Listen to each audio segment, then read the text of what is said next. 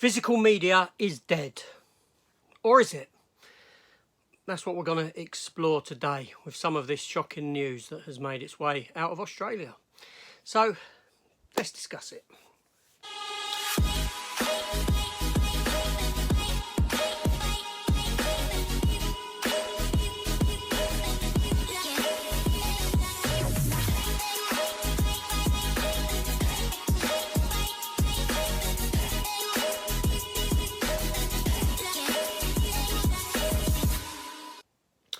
Hello everyone and welcome back to the channel. For another sort of AJ Talks, just a chat video, and this is about the death of physical media. Are we witnessing the ends, the beginning of the ends? Are nails being hammered into that coffin? It certainly seems that way. Now, I done a video just the other day with regards to that news that broke about Disney stopping releasing physical media in Australia. Yeah, this seems to be the case, that with Guardians of the Galaxy Volume 3, that will be their last release, their last brand new physical media release in the US. So you've got to imagine that this includes all of the Fox properties that they took under their belt, anything on Disney Plus. It's all stopping. Now, older stuff will still be available for sale for as long as retailers deem that they want to sell it for, essentially, what they've got in their stocks. Yes, so that's pretty sad. I mean, it's kind of reflective of our times and reflective of what's going on with streaming and sales of physical media.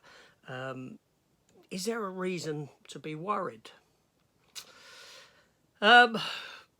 Well, on the one hand, no. At the end of the day, life is about change, and things do change. Things come and go. You know, VHS had its day, it came, it went. Physical media has been around since sort of mid-70s, late 70s, into the 80s, up until now. And we've now progressed. We've progressed to streaming. And as the younger generation come up, this is what they will be used to. This is what they will go towards. This will be their go-to format, essentially. We, at our sort of age, we had physical media, but we are definitely witnessing the end. Now, like I said, Disney pulling out of Australia. Disney indeed have pulled out of other regions in the past. They pulled out of both the Asian marketplace, not Japan, and Latin America. And the reason for this is down to the gradual collapse of physical media sales in those regions. But Australia is predominantly an English-speaking country, as we know. So it's quite shocking that it's kind of that close to home, even though, literally speaking, it's the other side of the world. Also, you may be aware that there is which seems like a contradiction to this, is that we're getting a steelbook for WandaVision released from Manta Lab. I believe it's Manta Lab. Yeah, so what's that all about? Okay, well, firstly, there's no discs in that. Disney are not releasing all of a sudden the Disney Plus shows to physical media. What it is that is a licensed Disney consumer product item, right? But what that means is that it's not an official Marvel Studios, Walt Disney Studios Home Entertainment physical media product, if that makes sense to you. So it's not an official release, but it is licensed from Disney to be produced. Yeah, a bit confusing, I know, but basically there's no discs inside. It's literally just a steelbook for you to go and put your bootleg in. Yes, the bootleg, which we'll come on to.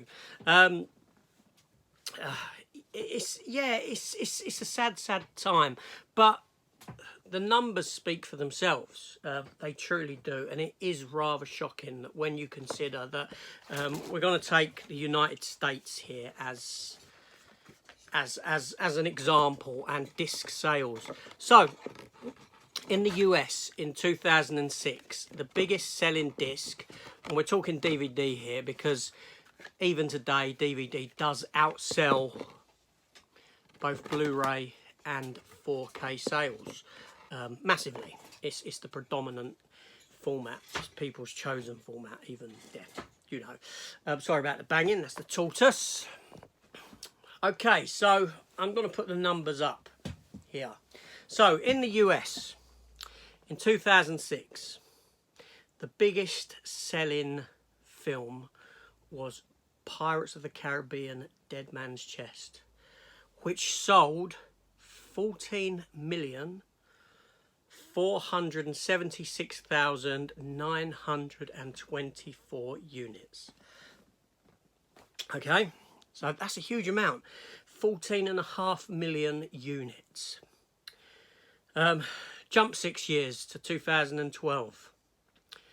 The largest selling disc of that year was The Hunger Games, which sold 7,434,058 units. That's almost a 50% decrease there already over that 6 year period. Huge 50%. Then we jump to last year, 2022. Can you guess what the biggest selling film was of last year? It was Top Gun Maverick, Tom Cruise. Fantastic film. And how many units did that sell? Bear in mind that we've jumped 50% decrease in 6 years from 2006 to 2012. Now we're doing a 10-year gap jump. Okay, so prepare to be shocked here. Make sure you sat down. So Hunger Games, 7.5 million units, yeah? We jumped to 2022 with Top Gun, 829,831 units. Let that sink in. Not even a million units. 829. 800, just shy of 830,000 units. You see the pattern here. Now, let's jump to this year, 2023. Okay, we're halfway through the year, just over. The biggest selling disc of this year, believe it or not, thus far, was Black Adam, DC's Black Adam. And thus far this year, it has sold 74,353 units. 74,353 units against 829,000 for Top Gun last year. It's feasible that, you know, even if that doubles over the rest of the year, you're looking at 150,000 units sold against last year's 829,000 units. That decline is huge. That decline is, okay, that's America. That's just America alone. But America should be essentially the biggest marketplace for this stuff. They're American movies, American made. That's the key marketplace.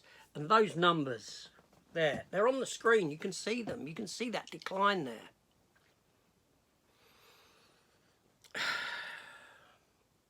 That's shocking. That is shocking. So, basically, we're at a point where these businesses are becoming unsustainable for the profits that they make.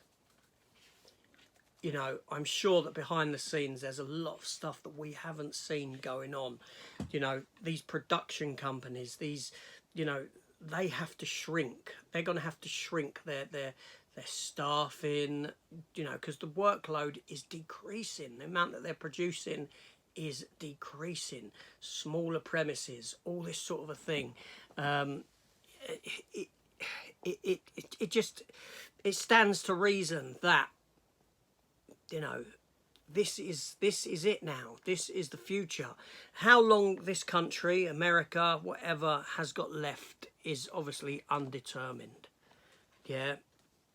But if you're sat worrying that, well, it's Australia, it doesn't affect us, that's a domino that's fallen, that's going to have a knock-on effect with other dominoes.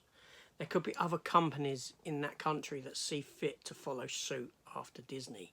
Now, Disney themselves, I believe, I've got no grounds for this, just my assumption, is that they are possibly testing Australia as an experiment, shall we say, to see that if we withdraw physical media, what will that do to our Disney Plus subscriber numbers?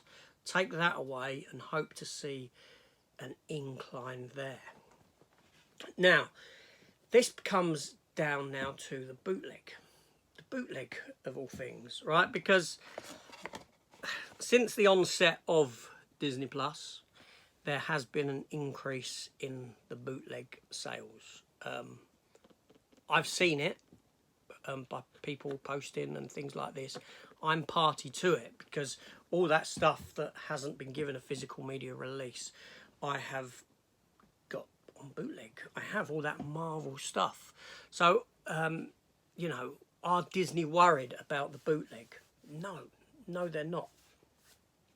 And why? Why are they not?